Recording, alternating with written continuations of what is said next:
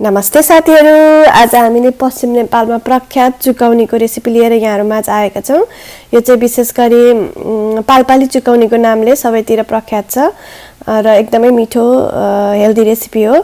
अब सुरु गरौँ बनाउन। हामीले 1.5 कप लिएका छौं यो दही। दही चाहिँ हाम्रो एकदमै अमिलो दही लिएका थियौं अनि हामीले चाहिँ यसलाई मज्जाले यसरी चलाएर फिट्दै छौं। दही चाहिँ एकदम मज्जाले फिट्नु पर्छ र हामीले थोरै पानी राखेर फिटेका छौं र यसलाई अलिकति पातलो पारेका छौं फिटेर। अब हामी नुन राख्दै छौं, स्वाद अनुसार नुन राखिदिनु होला। त्यसपछि हामीले चाहिँ यो काटेर उसिनेर काटेर यसरी आलु लिएको थियौं। त्यो आलुलाई हामी यसरी चुकाउनीमा मिसाउँदै छौं। अनि त्यसपछि धनियाको पालो, अब हामीले धनिया राख्यौं। अनि अब त्यसपछि मसिनो गरी काटेको हरियो खोर्सानीलाई राख्दै छौं। खोर्सानीको मात्रा चाहिँ आफ्नो स्वाद अनुसार बढाउन घटाउन सक्नुहुन्छ। त्यसैगरी यसरी लामो लामो गरी काटेर राखेको प्याजलाई राख्दै छौं र अब हामी सबै मिश्रणहरुलाई एकचोटी राम्रोसँग चलाउँछौं। यसरी चलाउँछौं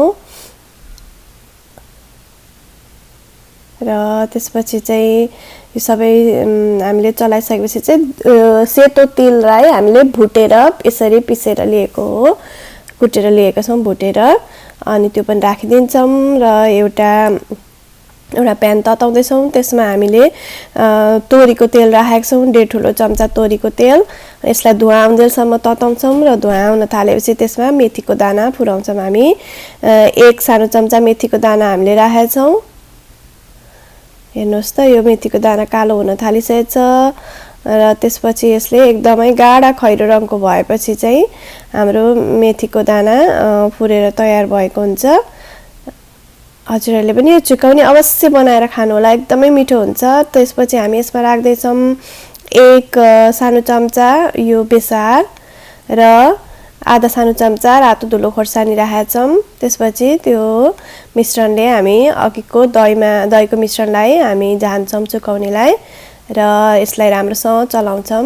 हामीले कागती राखेको भिडियो चाहिँ हाम्रो यहाँ खिच्न छुटेछ। हजुरहरुले कागतीको रस पनि आफ्नो दही कतिको अमिलो छ त्यसै अनुसारले कागतीको रस राख्नु होला।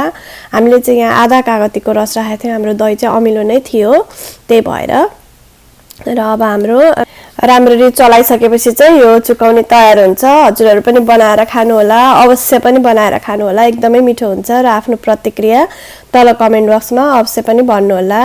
समय दिएर भिडियो हेरिदिनु भएकोमा धेरै धेरै धन्यवाद। अब आउँदा दिनहरुमा नयाँ भिडियोको साथ भेट्ने नै बाचाका साथ अहिलेलाई चाहिँ bye bye. Thank you for watching.